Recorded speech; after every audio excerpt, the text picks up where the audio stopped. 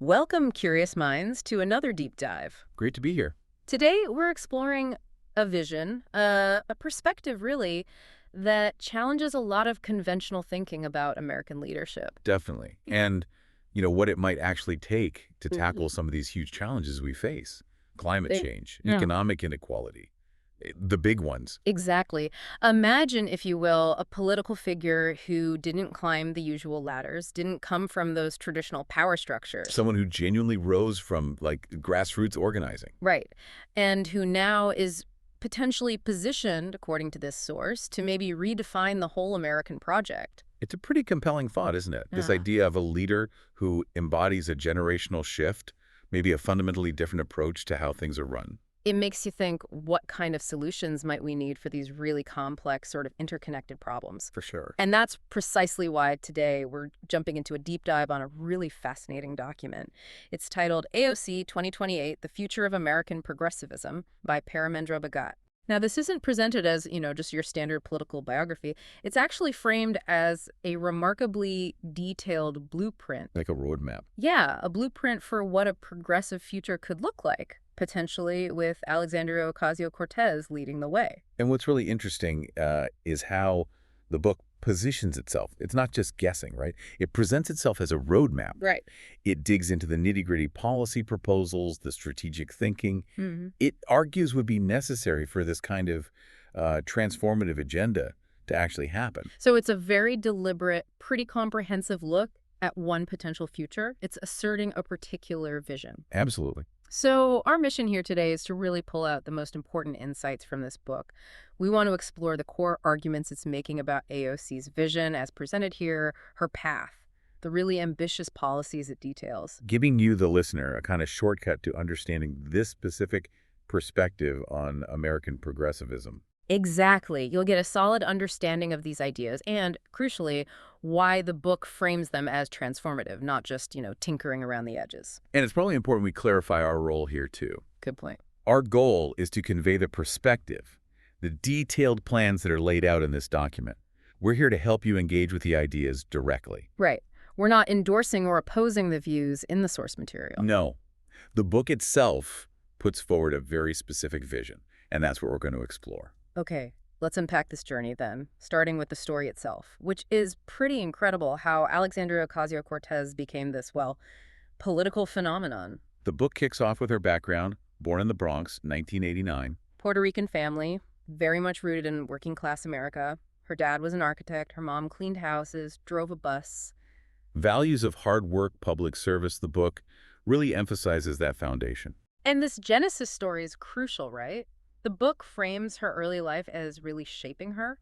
It mentions the financial strain on her family, especially after her father passed away from cancer in 2008. Yeah, it suggests that personal experience really hammered home this awareness of economic injustice, sort of a foundational piece of her political thinking. She goes on to Boston University, studies international relations, economics, even interns for Senator Ted Kennedy. Standard enough path, maybe? But here's where the book says it gets really interesting. It points to her experience as an organizer for Bernie Sanders' 2016 campaign. Ah, right. This, the book argues, is where she was truly introduced to a much bigger vision: economic justice, climate action, grassroots power.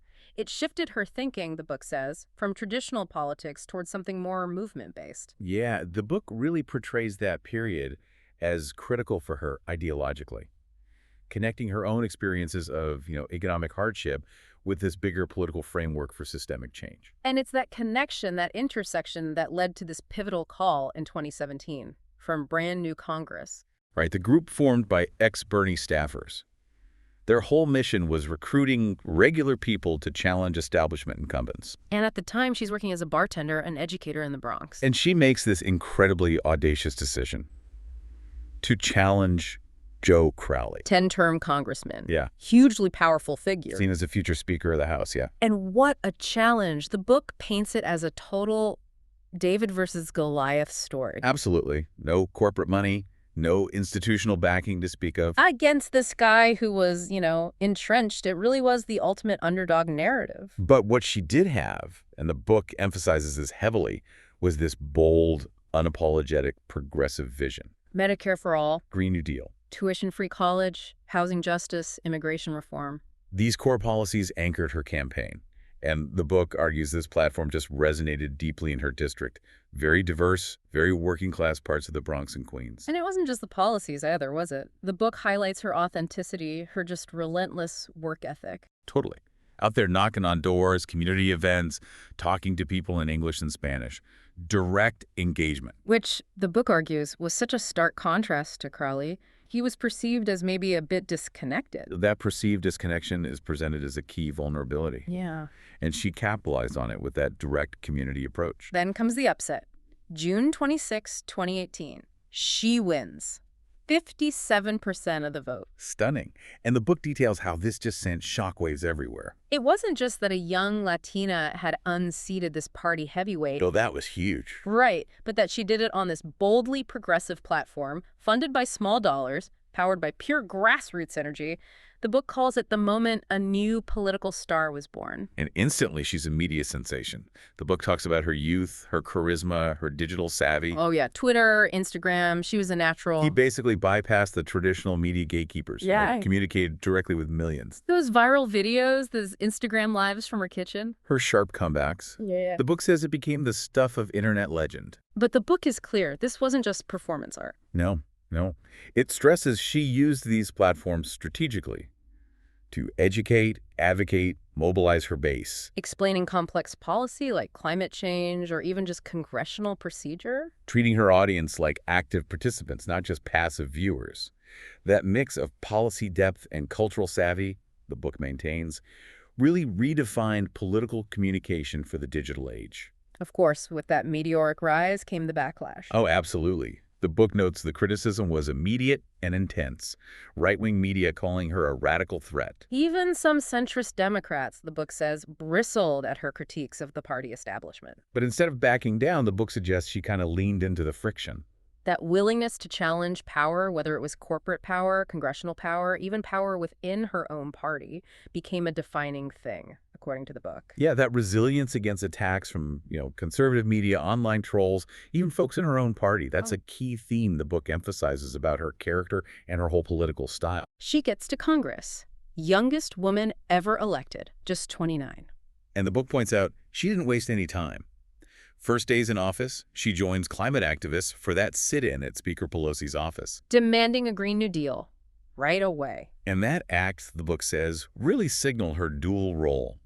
She wasn't just there to legislate, she was also a movement catalyst. What's fascinating is how the book portrays that dual role, not just drafting bills, but also laying the ideological groundwork for maybe a new kind of Democratic Party. Yeah, it highlights her fierce advocacy. Introducing climate legislation, housing bills, grilling Wall Street CEOs in hearings, exposing corruption. Her rhetorical skill, her moral clarity, the book argues, won her admiration from progressives worldwide. And it wasn't just about specific bills, right? The book really hammers home how she shifted the entire conversation. Ideas that were considered fringe just a few years before universal health care, free college, decarbonization. Suddenly they're mainstream discussion points. Her presence, the book argues, helped normalize this more expansive, justice-focused policy framework. That normalization is key. But the book acknowledges, her rise also made her a huge target. Relentless attacks, security threats going way up, navigating the complexities of Congress while trying to stay true to those activist roots. There were disappointments too, right? Progressive bills stalling or getting watered down. For sure. But the book highlights her resilience, building alliances with other progressives, Ilhan Omar, Ayanna Pressley, Rashida Tlaib. Cori Bush, Jamal Bowman, the squad. Right. Together, they form this collective voice for change. The book says they use their growing influence to pressure leadership, shape policy, hold the administration accountable. And as her profile kept growing, so did the speculation about her future. Senate, party leadership, maybe even. The presidency, yeah. The book frames her whole trajectory as making those ambitions seem plausible. Citing her broad support base, her legislative seriousness, her authenticity in a system that often feels inauthentic. That blend of idealism and pragmatism, activism and policy depth, the book suggests, really positions her uniquely. In many ways, the book argues she's more than just a politician. She's a symbol. Generational change, rising multiracial power, a politics rooted in justice and empathy. That's the framing. Whether or not she actually runs in 2028, the book asserts her influence will be felt. She's become this powerful case study in how conviction, courage, community can disrupt even the most entrenched systems. Yeah, the book wraps that section up by emphasizing her rise as a reminder that even in times of apathy, new possibilities can emerge, that the future might still be shaped by the bold and the brave. Which brings us to the next big question the book tackles. Why 2028 specifically? What's the strategic rationale? So why 2028? The book argues it's not just about her age, she turned 39, just over the constitutional minimum. It's about timing, opportunity, and this broader generational shift. It draws parallels to other big moments, right? FDR in the 30s, JFK in the 60s, Obama in 2008. Exactly. It suggests 2028 could be that next pivotal moment, a kind of generational handoff from boomers and Gen X to millennials and Gen Z. And that generational piece is key, the book states. Because AOC is presented as this political avatar for younger Americans. Who are, generally speaking, more progressive, more diverse, more fed up with the status quo. These are voters who grew up with the war on terror, the Great Recession, the climate crisis always looming. They saw Occupy Wall Street, Black Lives Matter, the Women's March, the Sunrise Movement. They're digital natives. And according to the book, they expect transparency, authenticity, direct action from leaders. Then the book looks at the political landscape, calling it the post-Biden era. It suggests Biden's presidency, while stabilizing things, has had contradictions, embracing some progressive ideas, but cautious on big structural changes. So by 2028, the book argues, the Democratic Party will need a new standard bearer, and they'll face a choice, incrementalism or a bold new vision. And this is where AOC's timing, as the book frames it, becomes strategic. By 2028, she'd have almost a decade in Congress. Maybe even a Senate term if she runs and wins in 2026, which the book discusses as a possibility. Right.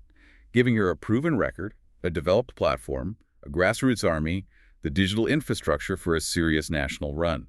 The book also makes a really strong case against the current system, describing it as a broken status quo. Yeah, it argues that the whole neoliberal consensus, free markets, deregulation, dominant since the 80s, is basically unraveling. Leading to stagnant wages, crazy inequality, housing nobody can afford, dysfunctional healthcare, the climate crisis. This critique is central to the book's argument for her relevance. It suggests both parties have struggled to offer real solutions. With the Republican Party, it argues, leaning into authoritarianism and grievance. And the Democratic Party often seeming trapped by donors and inertia. In that context, the book positions AOC as a potential rupture. A break from politics as usual. Her platform isn't about managing decline, it says, but building something new, making her candidacy a potential referendum on the entire failed paradigm of the past 40 years. That's a pretty stark framing, and it's not just about her. The book talks about movement momentum. Right. Her rise happened alongside the growth of this new progressive infrastructure. Justice Democrats, Sunrise Movement, DSA chapters, youth climate strikes, racial justice groups, new labor energy. And by 2028, the book suggests this whole infrastructure will be more mature, more coordinated, more influential, ready not just to protest, but to actually govern. And if you connect that to the bigger picture, the book talks about technology, peer-to-peer texting, live stream town halls, decentralized campaign hubs. Things her team already uses effectively. Exactly. Suggesting they could leverage these tools to mobilize millions more by 2028, strengthening the whole movement. It's presented as the tip of a much larger spear, aiming to realign American politics. The book also posits this idea of policy convergence as we get closer to 2028, basically arguing the political climate itself will shift, making her platform seem more mainstream. For instance, as climate disasters get worse, public demand for bold action grows, making a Green New Deal feel maybe inevitable. Similarly, with healthcare costs going up and up, maybe Medicare for all gains traction, even among centrists, as a way to save money. Student debt cancellation, free college. The book suggests these will feel necessary, not radical, especially with a more vocal, younger electorate. Concepts like UBI, job guarantees, public investment, entering the mainstream debate because of automation and inequality. The book contends the Overton window, that range of politically acceptable ideas, is already shifting. And by 2028, her agenda might be seen as the only coherent response. That flips the script, doesn't it? From radical to necessary.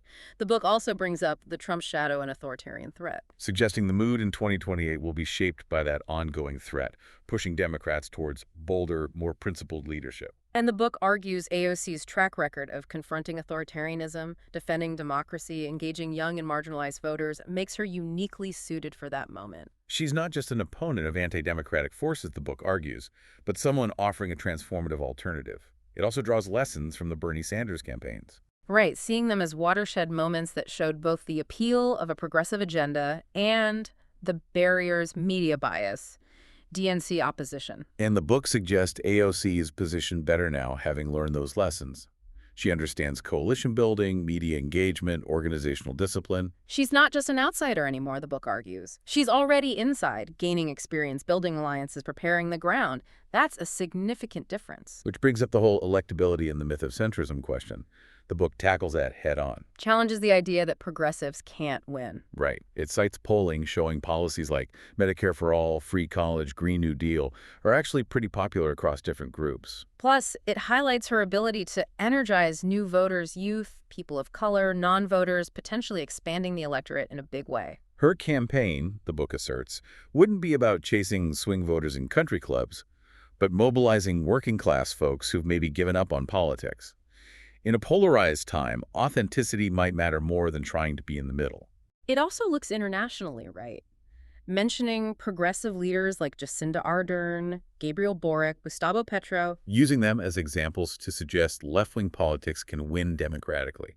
An AOC candidacy, the book argues, would align the U.S. with that global trend. Offering hope internationally against climate collapse, inequality, authoritarianism. But it does acknowledge the risks and obstacles. Media hostility, DNC resistance, intense scrutiny, security threats. These are real challenges. Yet the book concludes these aren't insurmountable. If anything, they underscore the urgency and necessity of her leadership. The book wraps this part up saying 2028 is this historic opportunity.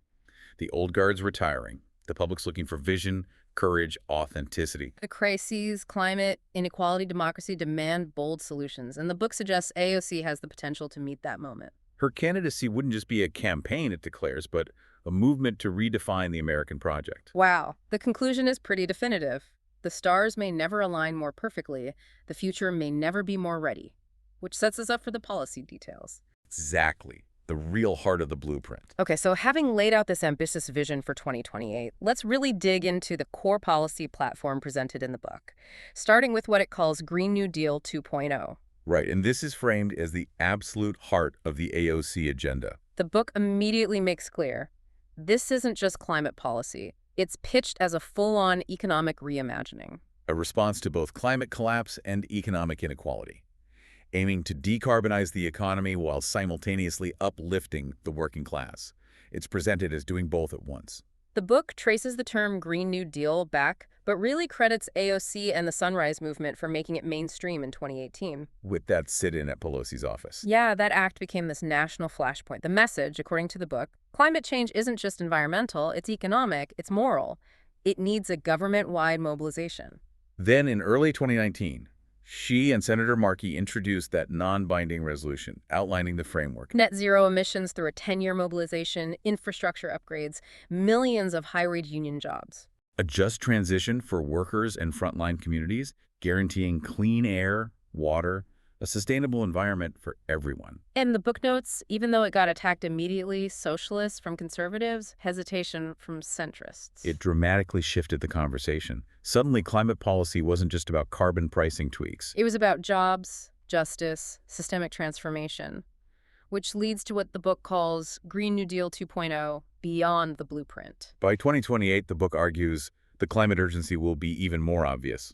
Wildfires, hurricanes, droughts, sea level rise, displacement. So a Green New Deal 2.0 in this vision goes beyond that original resolution. It translates those big goals into detailed, implementable policy. Let's break down some key pillars it highlights. One is 100% renewable energy by 2035. That means federal mandates to phase out fossil fuels, electricity transport buildings, massive investment in solar, wind, geothermal. Even proposing a publicly owned national renewable energy utility to really drive deployment. Another big one, millions of green jobs with labor protections. Proposing things like a climate corps for youth environmental service, unionized clean energy jobs with prevailing wages, apprenticeship pipelines for fossil fuel workers. And this comprehensive overhaul includes a Just transition for workers and communities. What does that mean exactly? It means direct cash support, guaranteed jobs for displaced fossil fuel workers, community ownership of energy systems, prioritizing investment in indigenous lands, frontline neighborhoods, deindustrialized areas. It sounds like a really integrated vision. The book argues the question isn't how do we pay for it? Right, it flips it. How can we afford not to? It contends the cost of inaction, lost productivity, disaster relief, insurance spikes, mass migration dwarfs the investment needed. So how does the book propose financing it? Several ways. Ending fossil fuel subsidies, over $20 billion a year, it notes. Progressive taxes on the super rich. Closing corporate tax loopholes. A public investment strategy backed by the Fed, maybe? Yeah, and even green quantitative easing. The central bank buying green bonds to spur investment. The book argues, framed as jobs and justice, the G&D could boost the economy way more than austerity. What about public support, political feasibility? Despite media skepticism, the book claims polling consistently shows the G&D is popular, especially with younger voters. Key parts like renewable energy investment, job creation have broad support, even among independents, some Republicans. The challenge, the book says, isn't public opinion, it's political will. And AOC's leadership is framed as critical to making it viable. Her ties to movements are seen as a unique advantage. She understands change comes from the bottom up. So G&E 2.0 wouldn't just be handed down from D.C.? No, the vision is it's co-created with unions, activists, scientists, communities through participatory governance, citizen assemblies, local climate councils, democratizing the whole process. The book also tackles criticisms unrealistic, too expensive. It refutes them by arguing climate change is intersectional. You can't separate emissions from economic inequality or racial injustice. The GND's strength, it says, is that integrative approach. The cost of inaction, incalculable. So the book firmly positions the Green New Deal as the centerpiece if she runs in 2028. It embodies everything she represents, according to this text. Boldness, justice, solidarity, future thinking, redefining what government can do when it serves the people. It's presented not just as environmental policy, but a blueprint for economic renewal, social healing, democratic revival. Yeah, the book concludes that section saying in a time of despair, it offers hope, fragmentation, unity, crisis, a path forward. With AOC at the helm, it could be the defining project of a new American era. And that transformative thinking carries over into healthcare, right? The book argues a just society has to guarantee health as a fundamental right. Absolutely. Let's dig into that vision. It starts by highlighting the contradiction. Richest country, advanced tech, yet millions uninsured or underinsured. Healthcare costs driving bankruptcy, lagging life expectancy, deep disparities. And the book presents AOC as consistently championing healthcare as a human right, not a privilege. So for the 2028 run, Medicare for All, M4A, would be central to her domestic agenda, according to this blueprint. But it's not just about extending insurance. The book details her approach as aiming to revolutionize the entire concept of healthcare delivery in America. So the core of the case for Medicare for All, how does the book lay that out? It's a single-payer, publicly funded system, covering every single U.S. resident, eliminating private insurance as the primary system. Replacing it with this comprehensive, cradle-to-grave guarantee. Key components detailed include universal coverage, everyone's automatically in, comprehensive benefits, hospital, primary care, mental health, dental, vision, prescriptions, reproductive care, long-term care. The whole shebang. Right.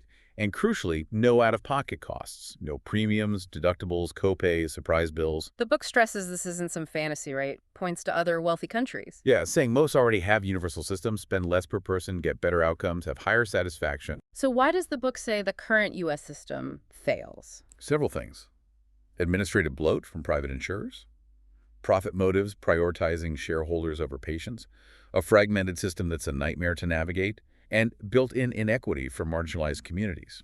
And the book posits AOC's proposal tackles these root causes, not just symptoms. It flips the how will we pay for it question again. Right. Turns it into how can we afford not to, arguing the current system is unsustainable financially and morally.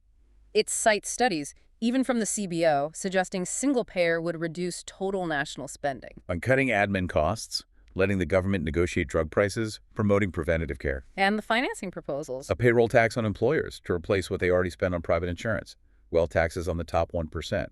A financial transactions tax. Closing corporate tax loopholes. The argument being healthcare should be a public good like schools or fire departments, not dependent on your income. The book then highlights her legislative role, co-sponsoring the M4A Act, using her platform to demystify policy, expose the cruelty of tying healthcare to jobs. Her skill, the book says, is connecting policy to real stories. People denied treatment, bankrupted by bills. And for AOC, the book explains, healthcare is also a feminist issue, embedding reproductive justice right into the M4A framework. Supporting federal funding for abortion, ending the Hyde Amendment. Exactly. And envisioning robust mental health care, too. Fully covered, destigmatized services, funded school counselors, crisis centers, non-carceral approaches to mental health emergencies. It's a holistic view. Very holistic. Yeah, and the book notes how COVID exposed the system's fragility, leading her to call for robust public health infrastructure stockpiles, bigger CDC-NIH budgets, vaccine development without profit motives. It also connects to the Green New Deal framework here, right? Public health and planetary health being linked. Definitely. The book also addresses the huge hurdle, industry opposition. The healthcare lobby is incredibly powerful. So how would AOC tackle that, according to the book? Banning corporate pinch money, transparency in drug pricing and lobbying, stronger antitrust laws, supporting healthcare worker unions as a counterweight. She's quoted saying things like, every billionaire is a policy failure, arguing access to medicine shouldn't depend on Wall Street. Building the coalition for M4A, the book details, needs mass mobilization. A grassroots army, nurses, patients, students, faith leaders pressuring Congress. Marches, strikes, sit-ins, local organizing, M4A town halls in all 50 states. A patience over profits media push, aiming to get the electorate not just voting but demanding their rights. The book also offers rebuttals to common M4A critiques like people like their private insurance. The counter being people like their doctors, not their insurers. M4A could offer more provider choice. Or it's government overreach. The book points to popular programs like Medicare, the VA. Innovation will decline. Counter. Most drug innovation is already publicly funded. It's too radical. The book frames that morally. Allowing tens of thousands to die annually from lack of care is itself radical. It connects this to the global standard, too, pointing to Canada, UK, France, spending less, living longer, no medical bankruptcies. The U.S. is the outlier. The book concludes this section saying her healthcare vision is fundamentally about dignity. No one fearing the doctor, no one facing medical debt. By 2028, this vision, it suggests, might be a moral consensus ready for political reality. Okay, so with that economic framework and healthcare vision in place, the book then dives into how these principles apply more broadly to the economy. Let's look at the blueprint for an economy for the many, not the few. Right. The book starts by saying the American economy is at this crossroads. Incredible wealth generation, but increasingly rigged for the few. Stagnant wages, soaring inequality, declining mobility, the American dream feeling out of reach for many. And the book explains AOC's vision isn't about destroying capitalism, but transforming it, reclaiming it for working people, democratizing institutions, steering it toward justice. So a 2028 campaign, the book suggests, would revolve around this theme, building an economy for the many, not the few. And at its foundation is this direct rejection of trickle-down economics. The idea that tax cuts for the rich eventually benefit everyone. Which the book states has just led to record wealth concentration, hollowing out the middle class, eroding labor rights, and degrading the climate. So instead of trickle down, what's the alternative proposed? A bottom-up model. Public investment, worker empowerment, equitable taxation driving sustainable growth. The book describes her approach as a blend of democratic socialism, Keynesian stimulus, and green industrial policy. The book also gets into the universal basic income versus job guarantee debate. Where does it position her? It says she's expressed openness to both, maybe seeing them as complementary, not either. UBI providing that safety net against automation, reducing stigma. Right. A fixed, unconditional payment, while a federal job guarantee would have the government as employer of last resort, offering living wage work and care, green infrastructure, community services. So the book suggests her 2028 platform might feature a hybrid, a basic income floor plus guaranteed job opportunities. That's the suggestion, yeah. Aiming for both freedom and dignity. And a core piece of funding all this, the book explains, is taxing the rich, rebalancing power. Definitely. Marginal tax rates up to 70% on income over $10 million. Wealth taxes on billionaires' net worth, corporate taxes closing offshore loopholes, financial transaction taxes to curb speculation. The book frames these not as punishment, but as restorative, necessary to rebalance power and fund public goods. It even draws parallels to the New Deal era, right? Top tax rates over 90% back then, funding huge public works, reducing inequality. The book also highlights her strong alliance with organized labor, seeing unions as essential. Absolutely. Her proposals include the PRO Act to make organizing easier, sectoral bargaining, ending right-to-work laws. And beyond traditional unions, she supports workplace democracy. Yeah, worker cooperatives, employee ownership trusts, even envisioning a federal office to support co-op development. The book also details her plans for ending corporate welfare and crony capitalism. Calling for a full audit of corporate handouts, redirecting funds to public investment, eliminating fossil fuel subsidies, ending preferential treatment for private equity, putting public interest conditions on bailouts, and strong antitrust enforcement, especially on big tech. Public investment and a caring economy are central too, as outlined in the book. Green infrastructure, universal childcare, free public college, healthcare infrastructure, investing in the care economy, nursing, teaching, elder care, elevating traditionally undervalued labor, redefining productivity beyond just GDP. The book also describes her support for reparative economic justice. What does that entail? Acknowledging historical injustices, supporting economic reparations for Black Americans, indigenous nations, territories like Puerto Rico, through targeted investment, land return, structural reform. That's a significant part of the vision. The book also looks at technology, automation, and the future of work, recognizing tech as a double-edged sword. Her response, as presented, a robust safety net, UBI, healthcare, housing, reskilling programs, regulating algorithmic bias and data monopolies, advocating public ownership of key digital infrastructure or broadband, AI governance for equitable access. It also details her call for democratizing the Federal Reserve, more transparency, accountability. Supporting dual mandates, price stability, and full employment.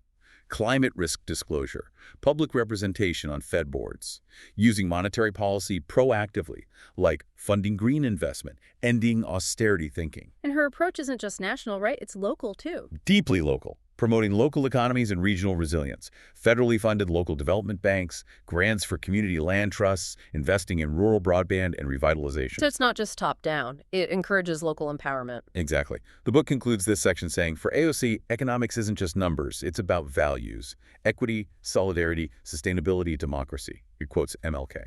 True compassion is more than flinging a coin to a beggar. It is understanding that an edifice which produces beggars needs restructuring. Powerful quote. The book concludes she offers a vision of an economy for everyone, replacing extraction with regeneration, precarity with security, greed with shared prosperity. Arguing that as automation, climate risk, inequality grow, incremental tweaks aren't enough. Systemic change is needed now. An economy for the many, the book asserts, isn't fantasy, it's necessity. And with her leadership, it's presented as within reach. Okay, with that economic framework laid out, the book then looks at how these ideas hit people's daily lives, specifically housing and transportation. It argues these aren't just conveniences, they're lifelines. And in the vision presented for Ocasio-Cortez's America, they're treated as fundamental rights, not commodities to be traded. It starts by painting a picture of the current housing crisis. Unaffordable costs, evictions, rising homelessness. Blaming systemic disinvestment, speculative markets, the commodification of shelter itself. And the book explains AOC's approach reframes housing as a human right, meaning ending homelessness with housing first, guaranteeing affordable housing via public investment, confronting gentrification, redlining, displacement. One of her boldest proposals detailed is a federal social housing program. Think New Deal-style mobilization. Constructing millions of publicly owned, mixed-income, permanently affordable housing units. With features like sustainable construction, resident-controlled governance, mixed-use transit-oriented development, anti-segregation incentives. Sounds like a massive shift. The book points to examples elsewhere: Vienna, Singapore, Finland. Yeah, as models for this kind of social housing. It also emphasizes her push for rent control and tenant protections nationally. Federal guidelines capping rent heights, prohibiting no-cause evictions, funding tenant legal defense, a national tenants' bill of rights. These protections, the book argues, would counterbalance landlord and real estate lobby power. And she supports a housing-first approach to ending homelessness, providing stable housing first without preconditions, then addressing other issues. Which requires massive investment in supportive housing, expanded federal vouchers, shelter reform. The book asserts, starkly, No one should sleep on the street in the richest country on earth. That is a stark statement. The book also dives into confronting gentrification and displacement.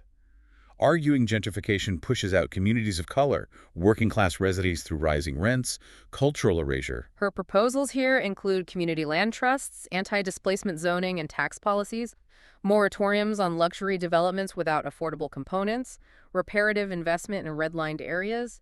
The goal, development serving people, not private equity. Then it pivots to transit justice and green mobility. Her vision here, the book says, is inseparable from her climate and economic goals.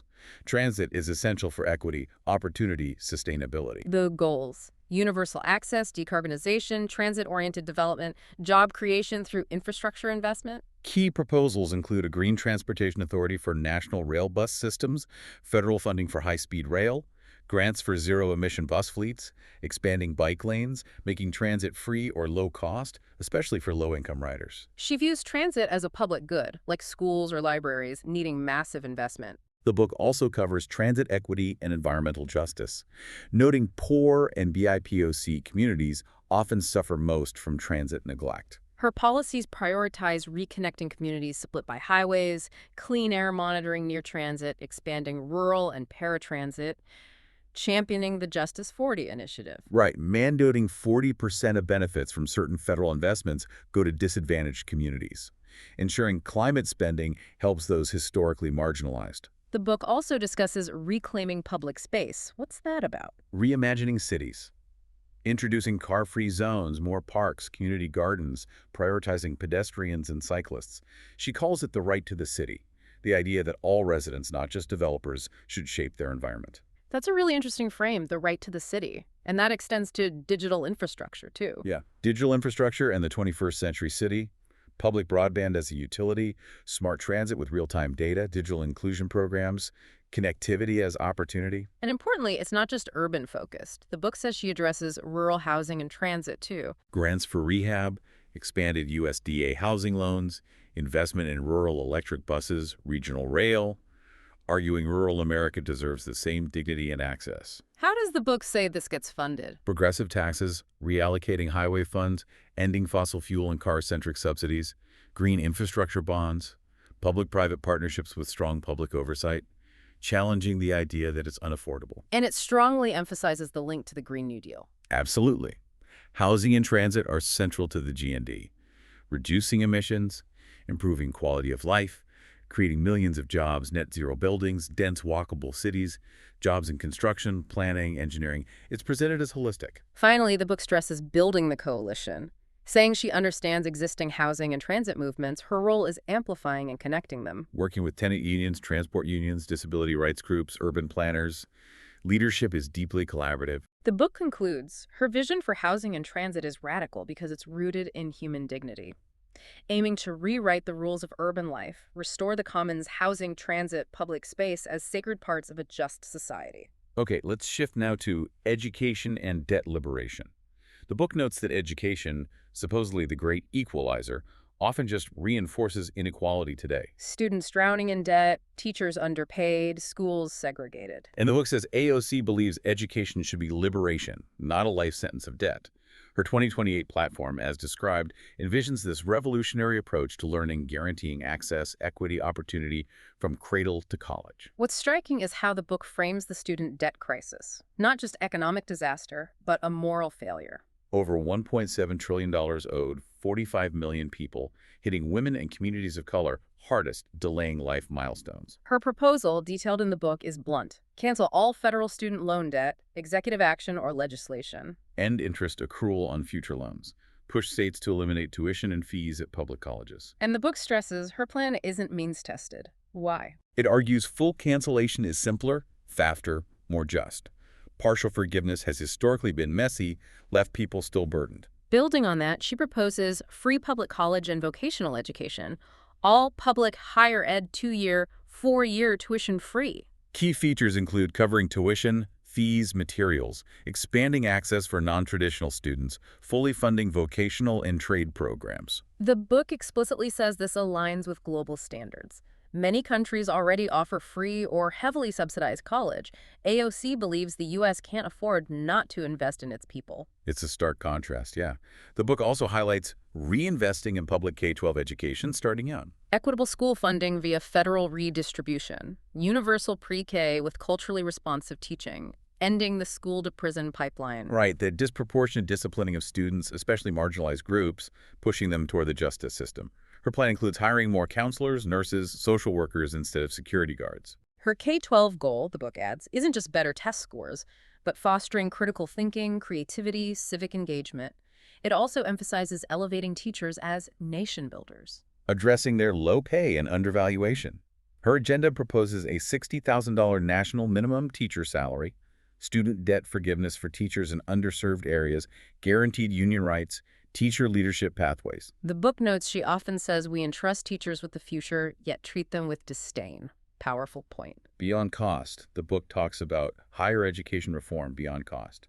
Structural changes to ensure higher ed serves the public, not corporations. Proposals include banning for-profits from federal aid, cracking down on predatory lending, more funding for HBCUs, tribal colleges, Hispanic-serving institutions. She also aims to reframe college as just one valid path, equally honoring vocational, creative, entrepreneurial tracks. The book strongly advocates ending the school-to-prison pipeline, noting how Black, brown, disabled students face disproportionate discipline. Her plan: remove police from schools, implement restorative justice, ban facial recognition in schools, and standardize testing as an exclusion tool.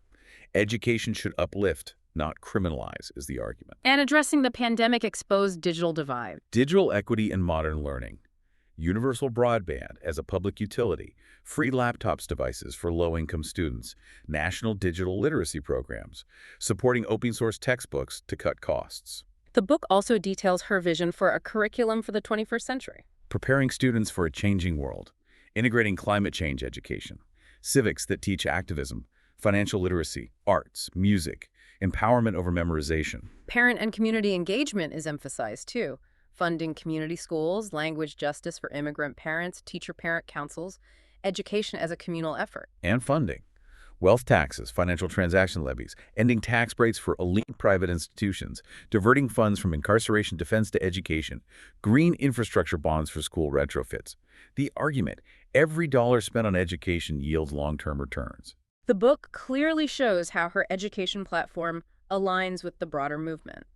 Green New Deal schools, Medicare for all covering school health services, housing security enabling learning, an integrated approach. It also discusses building a learning society beyond formal schooling, supporting libraries, free adulthood, open universities, education not just prep for life, but life itself. The conclusion here, from debt to dignity, frames her education platform as bold, holistic, justice-centered, reclaiming education as a public good, a civic mission, a path to collective liberation. Stating that by canceling debt, funding schools, paying teachers, democratizing access, her agenda restores trust, dignity, hope. It's an ambitious vision suggesting, in the world she envisions, no child fears school, no graduate fears debt, every community can learn and thrive. Education liberating, not limiting. A message the book suggests might finally take root in 2028. Okay, let's move to a really critical area: justice in policing, prisons, and courts. The book describes the U.S. criminal justice system as sprawling, deeply flawed, a long-standing source of oppression, especially for marginalized communities.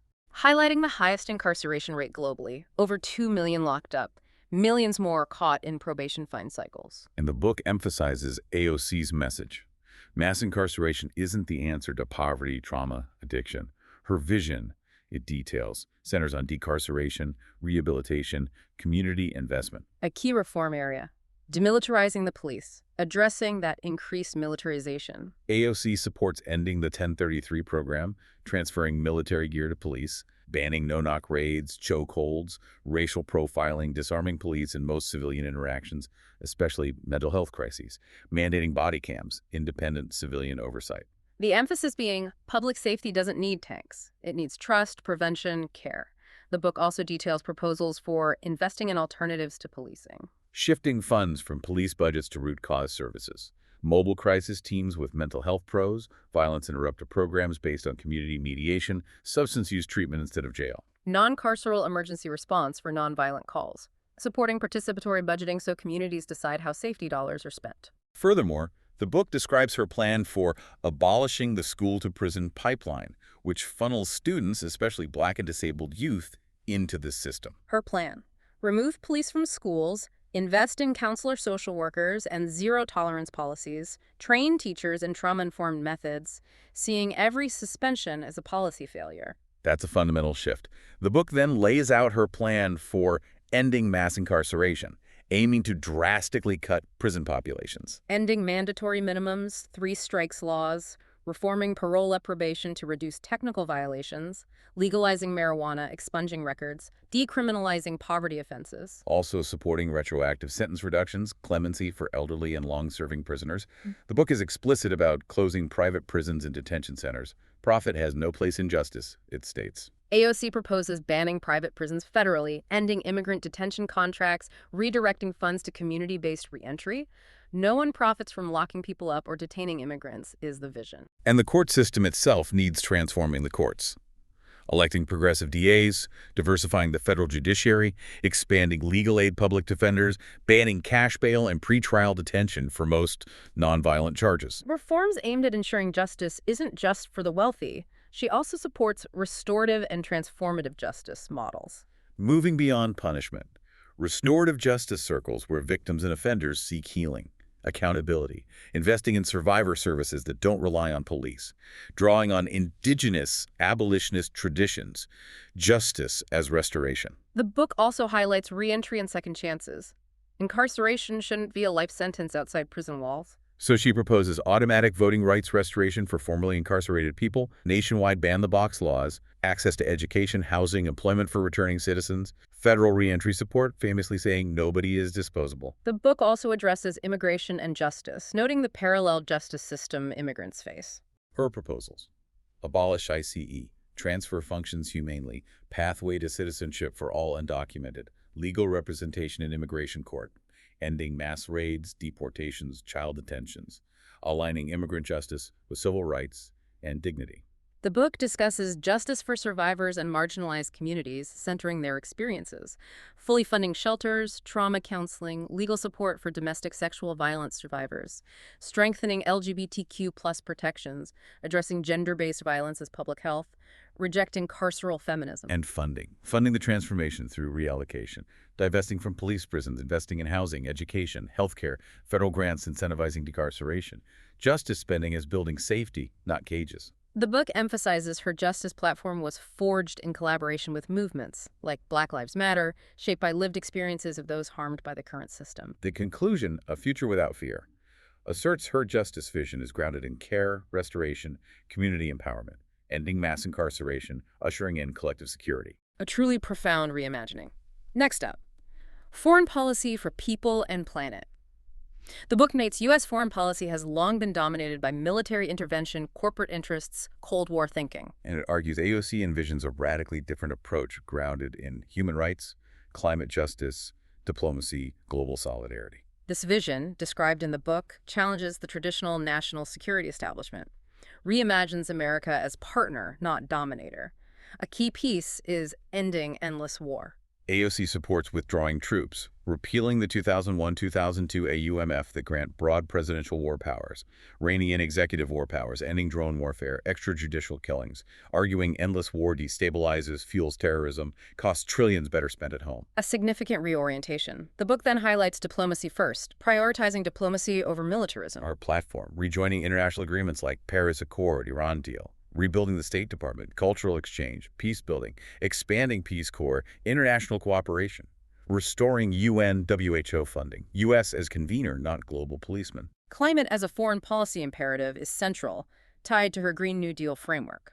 Advocating a global Green New Deal, cooperative investment in renewables, adaptation in Global South, supporting climate reparations from polluting nations corporations, banning fossil fuel financing by U.S. export agencies, climate diplomacy, emphasizing equity, sustainability, shared fate. Which naturally leads to demilitarizing the budget, calling for significant cuts to the Pentagon budget, over $800 billion annually. Proposals: Audit the DoD, cancel redundant weapons nuclear modernization, redirect funds to education, healthcare, climate resilience. Arguing real security comes from healthy societies, a livable planet. The book details her stance on ending U.S. backing of authoritarian regimes, opposing support for human rights violators. Ending military aid to Saudi Arabia, Egypt. Yeah. Opposing arms sales implicated in war crimes, reviewing military aid with human rights benchmarks, insisting U.S. foreign policy align with democratic values. A very principled stance, extending to rebuilding trust with the Global South, addressing historical colonialism, exploitation. Proposals. Debt relief for developing countries, fair trade agreements, ending sanctions causing humanitarian crises, supporting democratic movements without imposing regime change. U.S. must listen more, intervene less, invest equitably. The book touches on a just policy on Israel and Palestine, noting she's one of few politicians challenging the status quo. Her position: recognizing Palestinian human rights, opposing annexation occupation, conditioning military aid to Israel on international law compliance, supporting a two-state solution with equal rights, condemning both anti-Semitism and Islamophobia, insisting justice is universal. With over 100 million displaced globally, the book notes her advocacy for refugees, migration, and global displacement. Welcoming refugees, expanding humanitarian visas, addressing root causes like climate collapse, war, viewing migration as a human right, compassion as a cornerstone. The book highlights human rights as a cornerstone generally, Yeah. guided by international standards. Ratifying core treaties like Convention on Rights of the Child, holding allies accountable, supporting global gender justice, LGBTQ+ rights, labor protections, rejecting selective application of human rights. She supports reforming global institutions, UN, IMF, World Bank, WTO, advocating democratic reforms, prioritizing climate, equity, worker rights. A new Bretton Woods moment aligning global governance with today's realities. Technology, privacy, and digital sovereignty is addressed globally too, supporting global data privacy standards, tech antitrust, cross-border cooperation on cybersecurity, AI ethics, a digital future empowering people. Finally, she champions peace building and nonviolence, inspired by MLK Gandhi. Proposals: expanding conflict resolution programs, funding trauma recovery, creating a Department of Peace Building, proactive, not reactive. So what's the takeaway? The book summarizes her foreign policy as a radical shift from domination to partnership, rejecting empire for empathy. Concluding her campaign could spark a global shift from militarism to mutualism. In 2028, America might lead abroad with humility, purpose, heart. A truly comprehensive reimagining.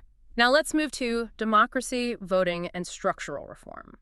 The book opens stating American democracy, while celebrated, is deeply flawed. Undermined by voter suppression, gerrymandering, big money, distorting structures.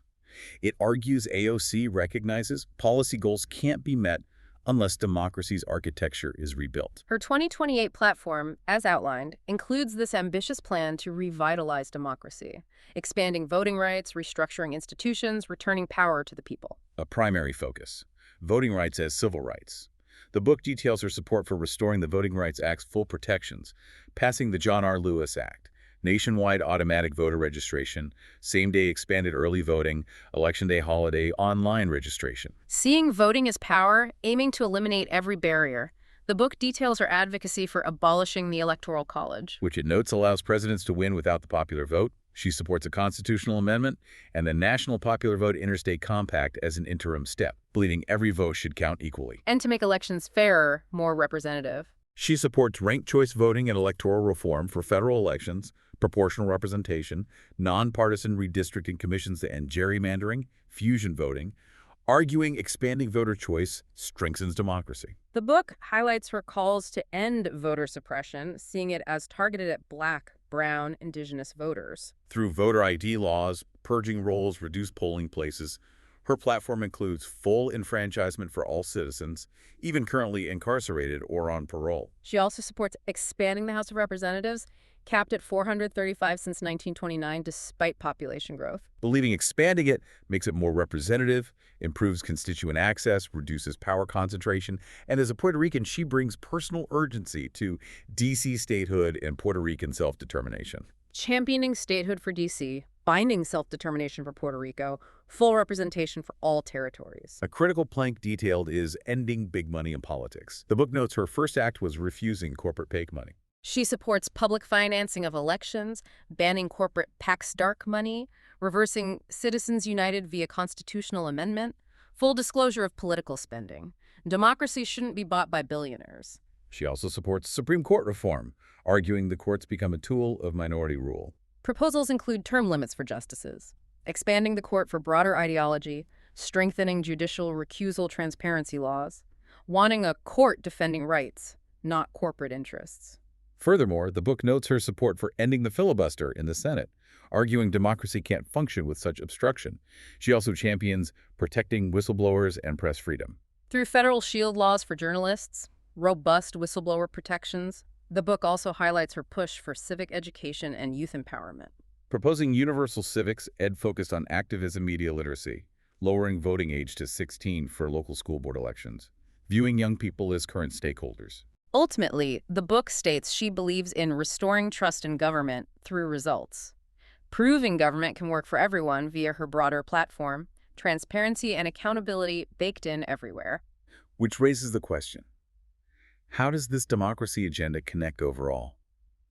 The book concludes her structural reforms aren't just rule changes, they're about redistributing power. Strengthening democracy by ensuring everyone can vote, every vote counts, every voice matters. In an era of creeping authoritarianism, institutional decay, her blueprint offers a democratic renaissance. More inclusive, transparent, just. The book states she doesn't want to return to a flawed past, but build a better future. In 2028, that future might begin with a ballot cast in faith, hope, power reclaimed. So we've explored this grand vision. Now let's talk practicality. The path to the presidency and governing from the ground up. The book frames the will she run question as increasingly pressing, noting she seems to be laying the groundwork. Yeah, the book explores the logistics, strategy, symbolism of a 2028 run. How she might launch, structure, win a national campaign that redefines political possibility. It starts with the 2026 Senate play. Suggesting her path to the presidency might logically run through the Senate first? Right. Winning statewide in New York would boost executive credibility, show coalition-building skills, position her as a serious national legislative force. By 2026, Senator Gillibrand's seat might be vulnerable to a progressive challenge. If AOC runs and wins, the book notes, she solidifies her base, silences critics about being too young or inexperienced. Makes strategic sense. But winning the presidency takes more than progressive energy. The book stresses building a national coalition. Multiracial, cross-class, geographically diverse, potential coalition, Yeah. young voters, climate, debt, Black Latino communities, union members, rural voters, healthcare gaps, suburban moderates, turned off by GOP extremism. The key, the book notes, is turnout. Her charisma, social media fluency, grassroots grounding could make her uniquely effective at mobilizing non-voters. However, the primary battlefield wouldn't be empty. Likely contenders: Harris, Newsom, Buttigieg, Whitmer. Her challenge, the book states, consolidate the progressive vote early, avoid splits, frame herself as the national standard bearer for generational change. Her campaign infrastructure, the book explains, would be movement-driven. Small dollar donations, no corporate PACs, volunteer mobilization via relational organizing, digital hubs, town halls everywhere, echoing Bernie, but with more diversity, narrative control. Her messaging and narrative built on authenticity, clarity, courage. Daughter of the Bronx, millennial lawmaker, climate champion, unifier, not moderating views, but mainstreaming them. The book addresses overcoming the establishment, acknowledging DNC skepticism, potential media hostility about electability, donor resistance. Her best defense, it asserts, transparency, public engagement. The book highlights the crucial vice presidential strategy, possibilities mentioned. Shapiro for crossover appeal, Bowman or Bush for synergy, maybe a military vet or rural progressive to broaden the base. The VP pick must reinforce the mandate. Debate and media strategy. She excels at messaging, but would face hostility. Campaign needs to bypass gatekeepers, live streams, debate boldly, humanize policies via stories, diffuse attacks with humor honesty, leverage huge social media presence. Fundraising and grassroots momentum. The book argues she could build a huge war chest without corporate cash, recurring donors, crowdfunding, grassroots economics as a strength. Battleground state strategy, tailored approaches, PAMAWE, economic populism, labor, AZNVGA, Youth turnout, POC organizing, maybe even FLTX, Spanish outreach, NCOH, rural reinvestment, healthcare, no state written off. By 2028, the book says she'd need policy rollouts and legislative proof, running on her role shaping bills, introducing legislation, framing debates, coalition work, fusing legislative proof with movement credibility. Finally, contingencies and crisis management. Politics is unpredictable. Campaign must prep for smears, security threats, intra-left fractures, global crises, emphasizing resilience, preparation, integrity, diverse team. The book concludes, her path is tough but possible, requiring boldness, unity, vision, relentless grassroots power. Her campaign, it says, wouldn't be about one person, but a generation's cry for justice, potentially rewriting history, fulfilling a movement. Which brings us to the final big section, governing from the ground up. Winning is just the start, right? The real test is governing. AOC's philosophy and movement roots, the book suggests, point to a unique approach to power. Democratizing the executive branch, embedding community into policy, governing bottom-up. The book explores how a President Ocasio-Cortez might govern. Priorities, leadership style, transforming institutions into vehicles for justice, empathy, empowerment. Describing her approach as movement, government, power with, not power over. Empowering community-based decision-making, institutionalizing grassroots engagement, appointing movement leaders, public feedback mechanisms, participatory budgeting. Her cabinet reflecting this. Diverse, principled, rooted in lived experience, not just elite credentials. The book details potential day-one executive actions. Sweeping package. Cancel federal student debt, declare climate emergency, halt fossil fuel extraction on public lands and private prison contracts, reverse deregulations, launch federal equity audit. Signaling a clear break. Beyond executive actions, her first-year legislative strategy. Priorities might include a Green New Deal Act, Medicare for All Act, Democracy Restoration Act, Housing and Justice Act, Workers' Bill of Rights, collaboratively built via public input, movement alignment. Cabinet and executive branch appointments.